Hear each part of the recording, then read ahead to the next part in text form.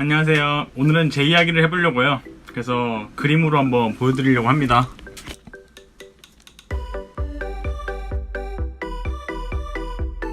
안녕하세요, 강청아입니다. 오늘은 제 이야기를 해볼까 해요. 평범한 4인 가족, 아버지, 어머니, 누나, 그리고 저, 이렇게 평범한 4인 가정인데 아버지는 엄격한 해군 장교셨고요. 어머니는 청각장애를 가지고 계셨어요. 아버지께서 군인인 덕분에 어릴 때부터 제시훈련에 능했고요. 그림 그리기와 독서를 좋아하신 어머님 덕분에 저 역시도 그림과 책을 친하게 접할 수 있었어요. 아버지께서는 어릴 때부터 저에게 너가 초등학교에 들어가면 더 이상 처벌을 하지 않을 거야. 너가 10살 때부터 전기를 만질 수 있어. 너는 11살 때부터 불을 만질 수 있어. 와 같이 제 스스로 미래를 그릴 수 있도록 계획하는 법을 알려주셨고요. 그 계획에 따라 저는 뉴욕에서 1년 동안 생활을 하기도 했고, 머리를 빡빡 밀고 스님 생활을 하기도 했고, 배낭을 메고 세계 일주를 하기도 했어요. 세계 일주를 하면서 알게 된 글귀인데 Where there is a will, there is a way. 의지가 있는 곳에 길이 있다. 이 글귀가 이상하게도 그때 제게 너무 크게 다가왔는데 힘들 때마다 이 글귀를 생각하면서 열심히 살았던 것 같아요. Anyway, 어쨌든 개인적으로 제일 가혹하고 가장 도움이 되었던 계획, 가르침은 너는 대학교를 가면 그때부턴 알아서 생활해라. 첫 대학 등록금 이후 금전적인 지원을 끊으셨다는 겁니다. 저는 당연히 어릴 때부터 그렇게 들어왔기 때문에 스스로 학비를 내야 된다는 생각에 사립대보다는 국립대를 선택하게 되었고요. 오세한 관심이 많아서 의류학과로 진학하게 되었습니다. 사고 싶은 옷도 많고 가고 싶은 곳도 많았지만 생활비와 학비를 충당하기 위해서 하고 싶은 걸 참고 쉬지 않고 아르바이트를 했어요. 중국집, 수련원 조교, 포차, 밥집, 바텐더 등 정말 다양한 일을 했고, 일을 하면서 성적으로 장학금을 받기에는 무리라는 판단이 서서 3학년 때는 과대를 자처해서 하기도 하고 4학년 때는 단대 학생회를 하면서 정말 미친놈처럼 열심히 살았어요. 그렇게 살다 보니까 저는 방학 때 그냥 쉬는 것도 사치라는 생각에 방학 때마다 자격증, 시험 점수, 일명 스펙이라는 걸 하나씩 쌓았어요. 그 당시에는 이 스펙이라는 단어가 너무 싫었는데 나중에는 그냥 강청아라는 캐릭터, 게임 캐릭터를 키운다고 생각하고 능력치를 쌓는 느낌도 들면서 재밌었던 것 같아요. 사실 지금 생각해보면 열심히 살아야 된다는 생각에 열심히 산 건지 그냥 돈을 쫓아 살아온 건지 알 수는 없지만 각종 교내대회, 대회 활동, 공모전도 많이 했어요. 간절함 덕분이었는지 대회를 나갔다 하면 죄다 수상을 해왔죠. 물론 장학금도 돈 때문에 한 거 맞는 것 같아. 삼성 패션 연구소에서 대학생 모니터원이라는 걸 하기도 했고, 맵시라는 어플에서 에디터를 하기도 했고, 복식문화학회, 의류학회, 각종 대회들도 많이 나가고, 교내 대회는 당연히 나갔죠. 상금 있는 거 위주로. 토익도 850점을 만들어 놨는데 그것도 국제화 장학금이라고 토익 점수로 장학금을 받았어요. 뭐 스펙도 쌓고 생활비도 벌고 나쁜 건 아니니까요. 물론 자취하면서 대학 생활을 해보신 분이라면 아실 거예요. 아무리 장학금을 받아도 그 돈으로 생활을 할 수는 없어요.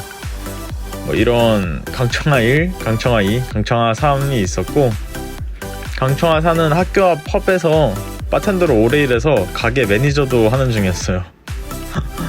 대학을 가기도 전에는 저는 어려서 뭣도 모르고 당연히 아버지께서 그렇게 살라고 했으니까 그렇게 살아야 된다고 생각을 했고요. 대학을 가서는 그 생활이 너무 힘들어서 집이 못 사는 것도 아닌데 집 하루에 한 끼 먹고 일하다 남은 음식 있으면 포장해 와서 집에서 먹고 공부해서 좋은 점수 받고 싶은데 공부할 시간도 뺏기고 이 모든 게 원망스러웠던 적도 있었어요.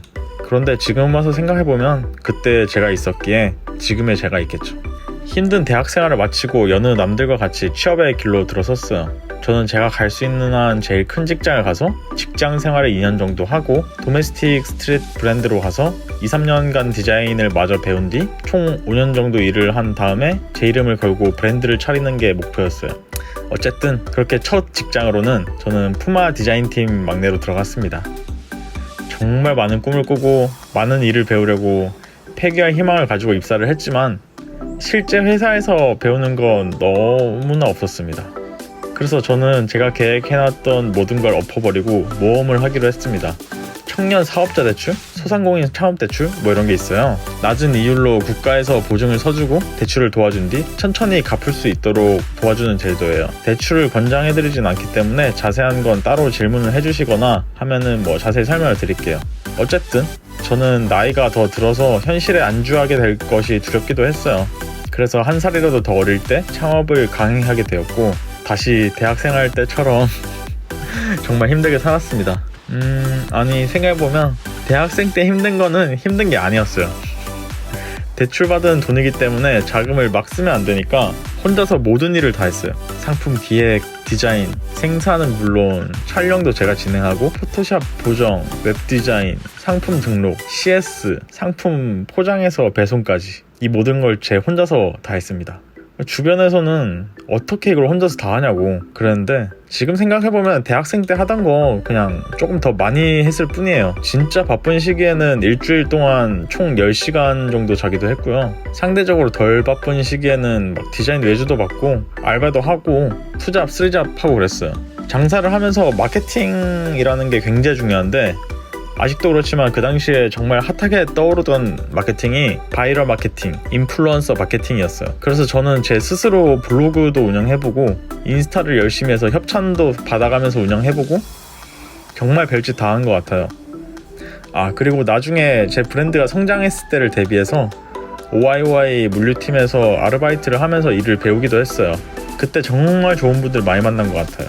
어쨌든 그렇게 하루하루를 버티는 식으로 살아왔는데 제 브랜드를 하면서 보니까 점점 에이핑크의 보미님, 아이즈원의 민주님, 몬스타엑스의 기현님 등 연예인분들께서 착용을 하시더니 판매량이 쭉쭉 늘더니 여유가 많이 생겼고요.